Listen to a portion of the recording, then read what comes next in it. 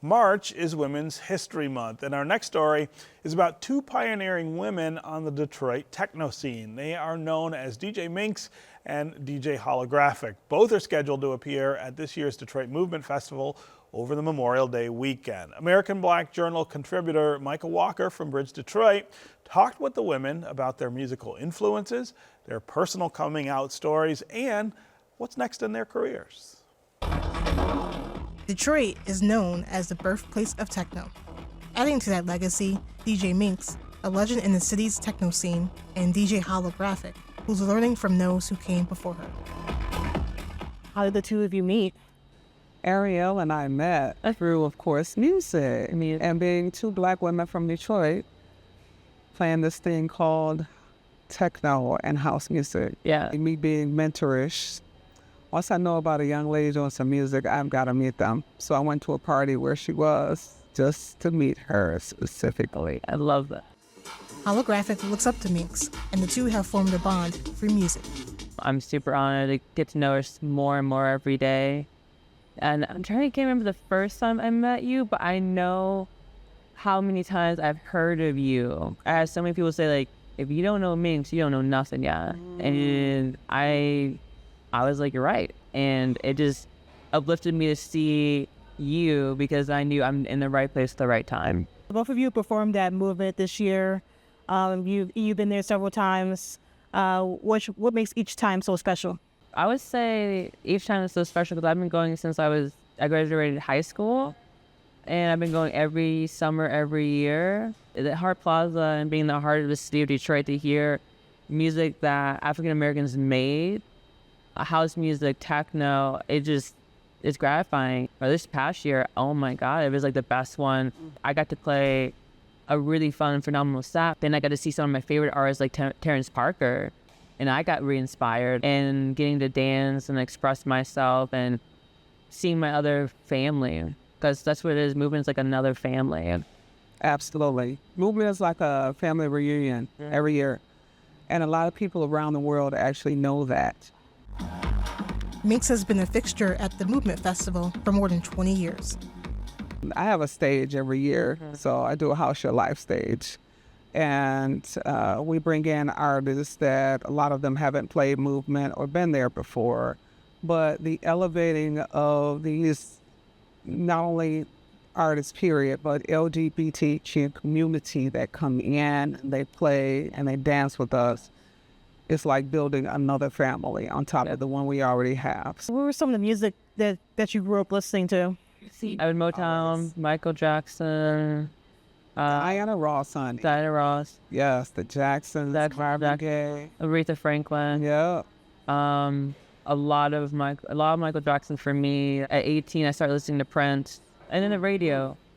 It's the radio that really raised me for music here in Detroit. Electrifying Mojo. How has that shaped the music you're making today?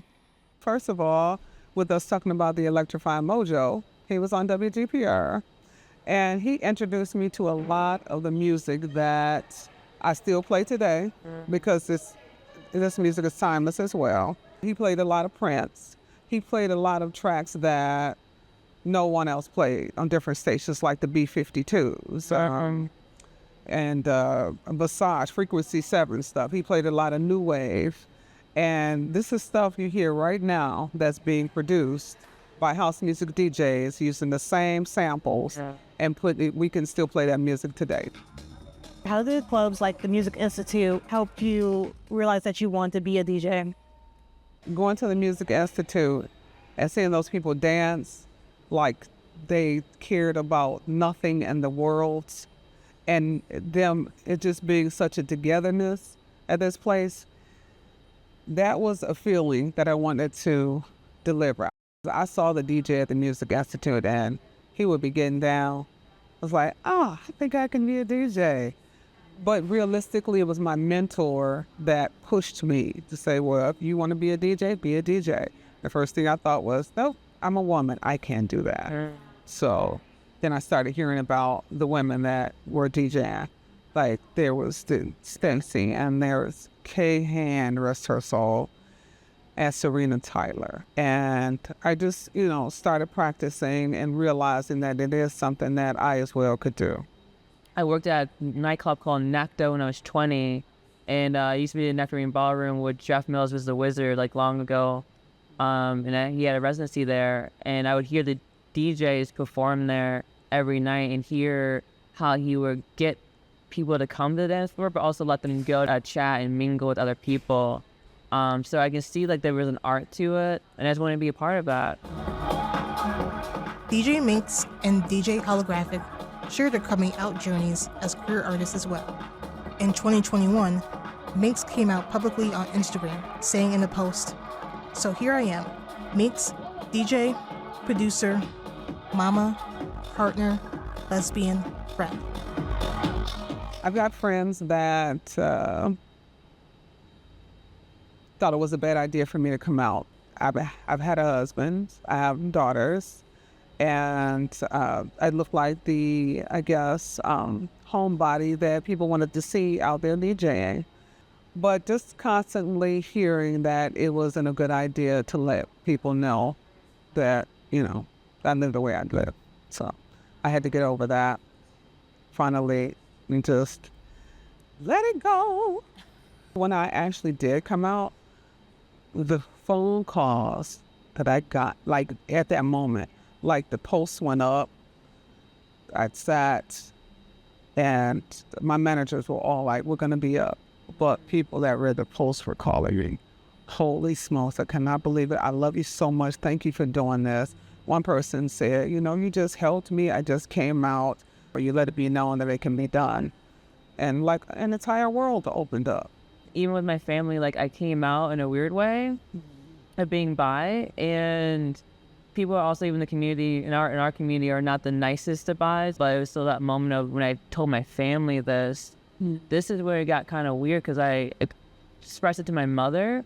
It was a whole nother topic that we were having, and then it came up slightly to this topic of being, okay, this is when I'm going to be vulnerable with you. We're talking about something else where I'm going to be vulnerable with you and honest here about me liking this girl at school.